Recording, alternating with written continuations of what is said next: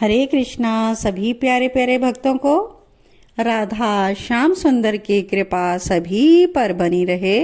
राधा श्याम सुंदर हमारा मार्गदर्शन करते रहें और हम सभी कृष्ण भक्ति के मार्ग पर अग्रसर होते रहें। तो हम सभी कृष्णा डिवोशन चैनल पर श्री कृष्ण चरित अमृतम का अद्भुत ग्रंथ श्रवण कर रहे हैं और हम रास पंचाध्यायी तक पहुंच चुके हैं और रास पंचाध्यायी के अंडर हम आज भाग 146 श्रवण करेंगे और आज का शीर्षक है आत्मरति का यह उत्सव। कौन सा? रास पंचाध्यायी का। तो आइए श्रवण करते हैं।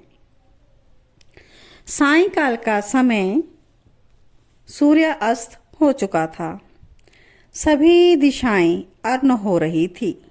अरुण यानी कि सूरज छुप रहा है और लालिमा सब और बिखरी हुई थी, मानो अनुराग अंबर में उमड़ पड़ा था। शरद ऋतु वायु सुरभित बह रही थी। चारों ओर मल्लिका आदि के पुष्प खिल रहे थे। आज वृंदावन पूरा सज धज गया था। विदुर जी ने जब सुना तो वो चौंक गए। मल्लिका? ये मल्लिका पुष्प शरद में कहाँ खिलता है? विदुर जी को लगा कि भाव में उद्धव मल्लिका का नाम बोल गए हैं, लेकिन उद्धव जी बोले कि तात आपको क्या लगता है, ये रास कोई आपके जड़ प्रकृति से संचालित रास है? नहीं, ये रास है चैतन्य। यहाँ ये रास होने वाला है, वो वृंदावन भी चैतन्य है, यहाँ की अवनी भी चैतन्य है, यहाँ की यमुना, यहाँ के वृक्ष, यहाँ के जीव खग सब चैतन्य हैं। रास का प्रसंग स्पष्ट करते हुए बोले कि स्वयं श्याम सुंदर ने कहा था, संकल्प किया था कि आज मैं रास करूंगा और उनके संकल्प से संपूर्ण विश्व ब्रह्मांड तैयार हो जाता है।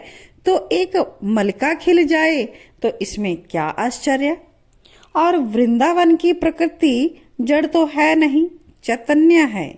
यहाँ ऐसा नहीं है कि मोगरा और बेला ग्रीष्म ऋतु में ही खिलेंगे।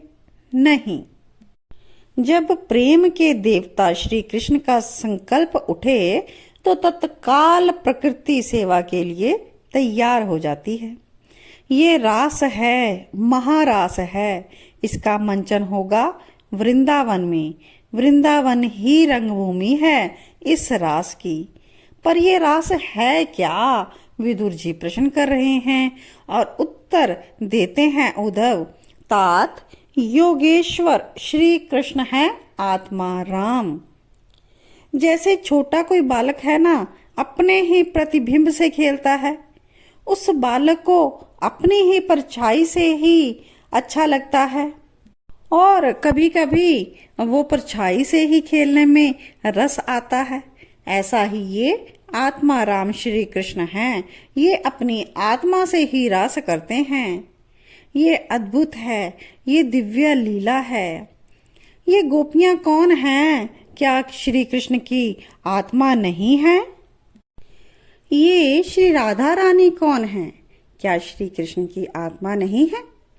और चाहे यमुना विहार की लीला हो या नौका विहार, सारी की सारी लीलाएं क्या स्वयं में ही, स्वयं से ही खेली गई लीला नहीं है? उद्धव विदुर जी को समझा रहे हैं। आपको क्या लगता है, क्या श्री कृष्ण के सिवा और कुछ भी है इस जगत में? सब कुछ श्री कृष्ण ही तो हैं। यहाँ कोई अन्य है ही नहीं। इस रहस्य को प्रकट किया गया है रास विहार में। सब स्वयं हैं। कोटि कोटि गोपियां सब श्री कृष्ण हैं। श्री राधा श्री कृष्ण हैं। इतना ही नहीं, ये वृंदावन श्री कृष्ण है, यमुना श्री कृष्ण, यहाँ के खग और सब श्री कृष्ण ही तो है। ये आत्मरति का एक महामहोत्सव स्वयं आत्माराम श्री कृष्ण ने आयोजित किया है। मैं अतिशयोक्ति नहीं कह रहा, आत्माराम शब्द इस महाराज से ही मिला है। श्री कृष्ण को अपनी आत्मा श्री राधा के साथ विहार करने के कारण ही तो इनका राम आत्माराम पड़ा। इतना कहकर कुछ देर के लिए उद्धव मौन हो गए और अपने आप को संभाल कर बोलने लगे। आगे फिर बताते हैं कि सूर्य अस्त हो चुका है, दिशाएं कुमकुम के रंग की हो रही हैं, कुमकुम यानी कि रेड कलर की। अनुराग का रंग आज चढ़ गया है, पूरे वृंदावन में प्रेम की सुवास फैल रही है चारों ओर। तभी नभ से कामदेव ने देखा। कामदेव ने, जो हमने एपिसोड श्रवण किया था सबसे पहले रास पंचाध्यायी में, कि उन्होंने ही कहा था कि मेरे साथ युद्ध करो, तो मोहन ने उनको कहा था जरूर करेंगे, लेकिन जब मैं पृथ्वी पर अवतार लूंगा और शरद पूर्णिमा की रात्रि होगी तब। तो जो गोलोक बिहारी के कहने से चला था पृथ्वी के लिए, द्वापर युग बीत रहा था। गोलोक बिहारी अवतार ले चुके थे और बड़े भी हो चुके थे। उसी समय एक सुंदर, नहीं सुंदर क्या कहना, सुंदरतम सावरा वर्ण उनका था।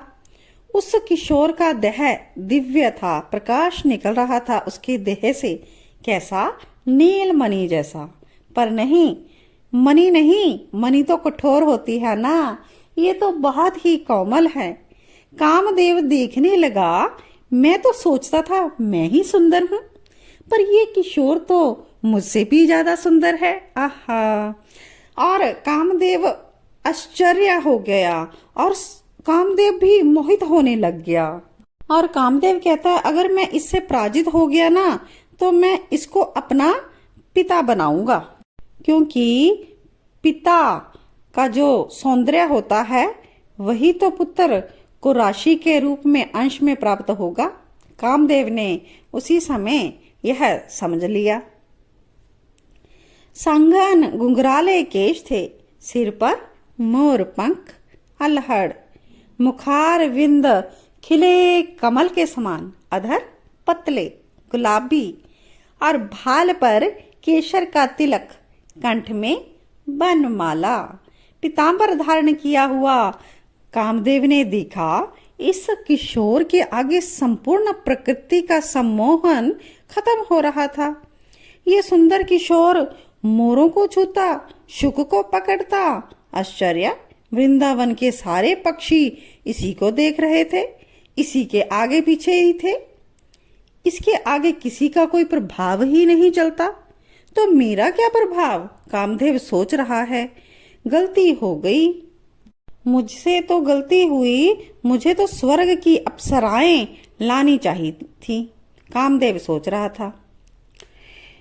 तो वह सुंदर शैला किशोर एक शिला में बैठ गया। उसके नयनों में मानो गुलाबी डोरे पड़ रहे हों। कामदेव एक एक गतिविधि में नजर गड़ाए हुए थे उस किशोर के। नभ की ओर देखा उस किशोर ने, फिर नभ में खिले पूर्ण चंद्रमा को निहारा। ऐसे निहार रहा था जैसे अपनी प्रेयसी को निहारता हो। हाँ, कामदेव उछला, मेरा अनुमान ठीक निकला। और तभी फेंट में से उस किशोर ने कुछ निकाला। कामदेव ने देखने की कोशिश की। ओहो, ये तो बांसुरी निकाली थी। अद्भुत है ये तो। मैं तो सोचता था कि श्री कृष्ण या तो नर नारायण की तरह तपस्वी होंगे या श्री राघवेंद्र की तरह एक पत्नी व्रत, पर ये तो दोनों ही नहीं हैं। और बांसुरी का प्रयोग भी करते हैं जो हृदय के प्रेम को और बढ़ा दे। ओहो, कान मूंद लिए कामदेव ने। ये बांसुरी तो मेरे मन को मथ रही है। अमृत भी तुच्छ है इस बांसुरी की ध्वनि के आगे। और बांसुरी से ही उस किशोर के हृदय की पुकार उठी। बांसुरी की धुन में क्या था? हे राधे वृषभान भूप तनय, हे पूर्ण चंद्रानने। ये आवाज बांसुरी से निकल रही है जब किशोर ने बजाई। कामदेव सोच में पड़ गया, ये राधे कौन है?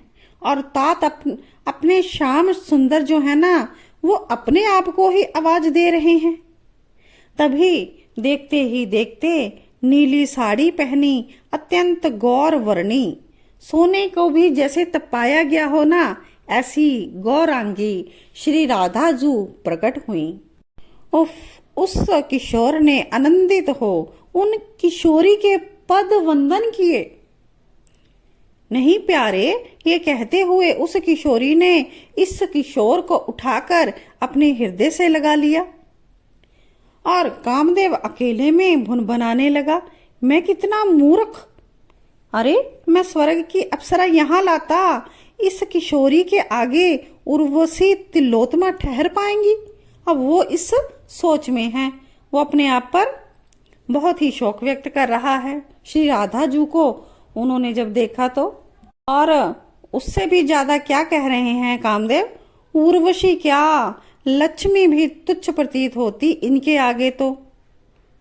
तभी प्यारे क्या बात है, मुझे क्यों स्मरण किया? राधा जू बोली।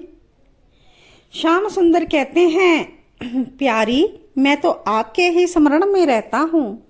हाँ, आपसे एक आज्ञा चाहिए थी। हाथ जोड़कर श्री कृष्ण ने राधा जू से कहा। किशोरी मुस्कुराई, क्या आज्ञा? तो कृष्ण जी बोले, महाराज की इच्छा है।